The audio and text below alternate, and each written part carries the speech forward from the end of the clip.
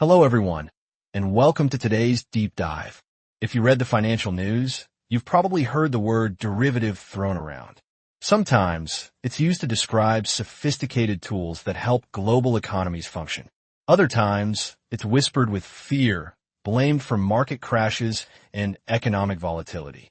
Warren Buffett once famously called them financial weapons of mass destruction. But are they really that scary? Or are they just misunderstood? Today, we are going to demystify derivatives. We're going to strip away the Wall Street jargon and look at the mechanics of how they work, why they exist, and how they're used to both protect wealth and create massive fortunes. So, let's start with the absolute basics. What is a derivative? In its simplest form, a derivative is a contract, but it is a very specific type of contract. It has no value of its own. Instead, its value is derived, hence the name, from something else. That something else is what we call the underlying asset. Think of it this way. Imagine you're watching a football match. The match itself is the underlying asset. The score, the players, the outcome, that's the real economy. Now, imagine you make a bet with your friend on who will win. That bet is a derivative. The value of your bet depends entirely on the performance of the team. If the team wins, your bet has value. If they lose, your bet is worthless. You don't own the football team. You own a contract based on the team's performance. In finance, we don't usually bet on football. We bet on stocks, bonds, interest rates, commodities like oil and gold, and even currencies. The mechanics, futures, and forwards. Now that we understand a definition, let's look at the first major type of derivative, the future or forward contract. This is the oldest form of derivative, and it was born out of necessity, not greed. Example 1. The farmer and the baker. Let's step away from the stock market and go to a farm. Imagine a wet farmer. He plants his crop in March, but he won't harvest it until September. The farmer is worried. What if the price of wheat crashes by September? He might go bankrupt. On the other side of town, there's a baker. He needs wheat to make bread. He's also worried. What if a drought hits and the price of wheat skyrockets in September? He won't be able to afford his raw materials. This is where the derivative comes in to save the day. They sign a futures contract. The agreement is simple. I, the farmer, agree to sell you 1,000 bushels of wheat on September 1st for a price of $5 per bushel. Notice what just happened? The farmer has eliminated the risk of prices dropping. The baker has eliminated the risk of prices rising. They have locked in a future reality today. This is the core purpose of a future, certainty. If, come September, the market price of wheat is $10, the farmer might regret the deal because he has to sell at $5. But he hasn't lost money. He just missed out on extra profit. However, if the price drops to $2, the farmer is a genius. He still sells at $5. The power of choice, options. Now, let's add a layer of complexity. Sometimes, you don't want an obligation to buy or sell. You just want the choice. This brings us to the second pillar of derivatives, options. An option gives you the right, but not the obligation, to buy or sell an asset at a specific price. Example 2, the real estate hold. Let's say you're looking to buy a house. You find a beautiful property priced at $500,000. You love it, but you are waiting for a bank loan approval, which takes a week. You are afraid someone else will buy it. You pay the owner a non-refundable fee of $1,000 to take the house off the market for 7 days. This agreement says, I have the right to buy this house for $500,000 within the next week. Scenario A. Your loan is approved. You exercise your option and buy the house. The $1,000 was the cost of securing that right. Scenario B.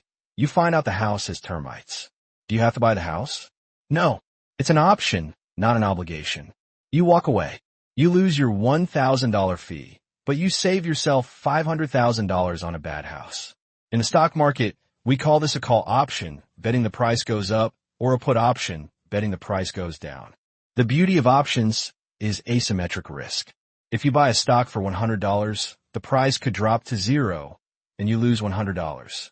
If you buy a call option for $5 that give you the right to buy the stock, the most you can ever lose is that $5 premium.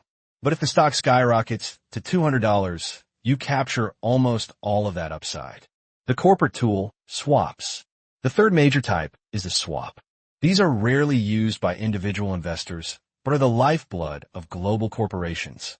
A swap is exactly what it sounds like. Two parties exchange or swap cash flows or liabilities. Example 3, the interest rate swap. Imagine Company A.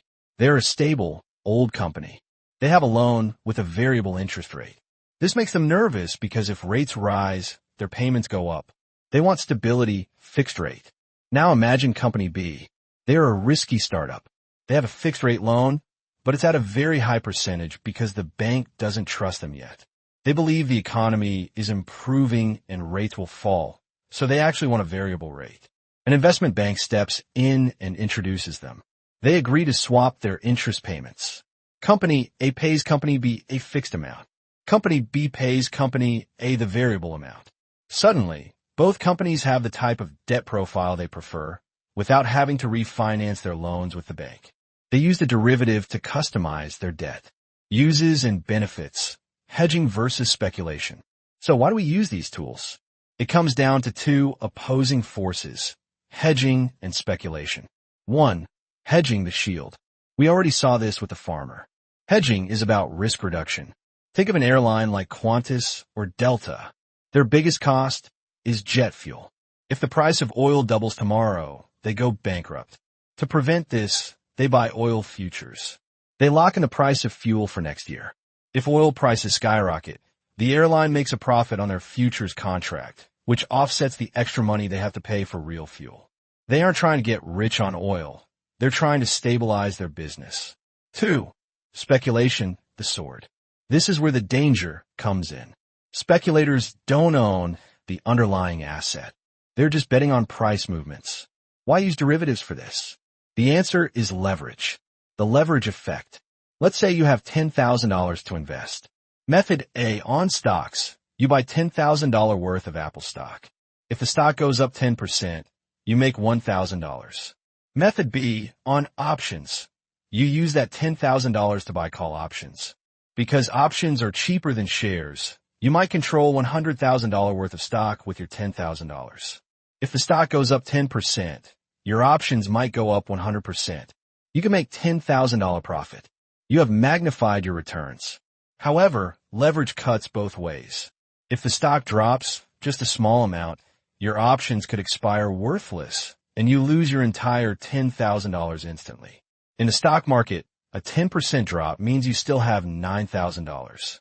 In derivatives, a small drop can mean you have zero.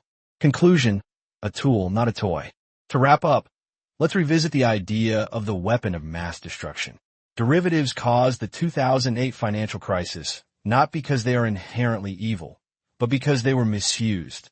Banks created derivatives of derivatives, like mortgage-backed securities, until nobody knew what the underlying asset actually was.